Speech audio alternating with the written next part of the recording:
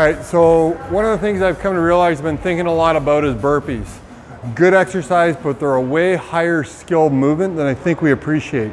So now let's look at what a burpee is. Essentially, we want to hit the ground, okay? And when we go and we hit the ground, that's actually a fair bit of force coming down through the shoulders.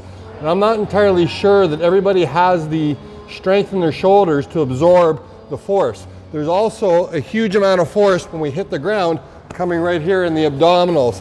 And what we see a lot of times is people end up, they don't have the strength, or when they get tired, when they hit, they come down like this.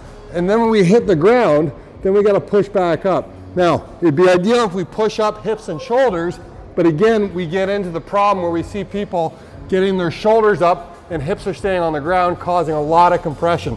So what I want to do is go over a couple of scaling options or ways to adjust burpees from the most basic to the way we actually progress it. So for me, the first part of the burpee is we want to see people be able to get nice squat, nice and low. So that's going to minimize the amount of impact to the ground. Once we get down to here, we want to place the hands on the ground. That's a step one, and that's before we crash, fall hard. So it's going to be a squat, place the hands, one foot back, other foot back, lower to the ground. Okay, now when we lower to the ground, we want to ensure hips are in line with shoulders. What we don't want to do is lower to the ground like this. So we're going to lower to the ground in one position. Now getting up, not everybody has the strength to push up right from the toes. What we want to teach is push up from the knees. And the key here is that the hips are still in line with the shoulders. We're not pushing up here, we're here, keeping the core nice and tight. Now, from this position, we can always step up, walk our hands back, and stand up would be step one. But the next thing we want to work on is once we get to this kneeling position, we want to be able to drive the knees into the ground, and the hop is here. And so down to the knees, push down, and that's becoming the hop. And what we want to do is teach people to hop up, push up, and then stand up.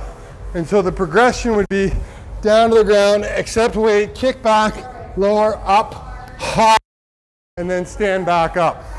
And we want to break that down to individual components. So then the next step would be a little bit smoother to the ground, down, up, and basically progressing in speed. But the key components is the squat, accepting the weight, almost like the FLR position. Feet are back, either a step back would be step one, or a hop back would be step two, lower to the ground, or drop to the knees and then lower, up on the knees, hips in line with shoulders, and then pop up, or from this position, step up one, step up two, and then up we go. And that's the progression I want to start to see. As I mentioned, we're going to start to teach burpees as an individual skill. When it comes to continuous movement sessions, we're on full send Saturday, AMRAPs. What we want to ensure is that our members are doing the most appropriate scaled version for them. Just like when we do handstands, we have people doing the seated Z press, or wall walks, or stiff-legged bear crawls.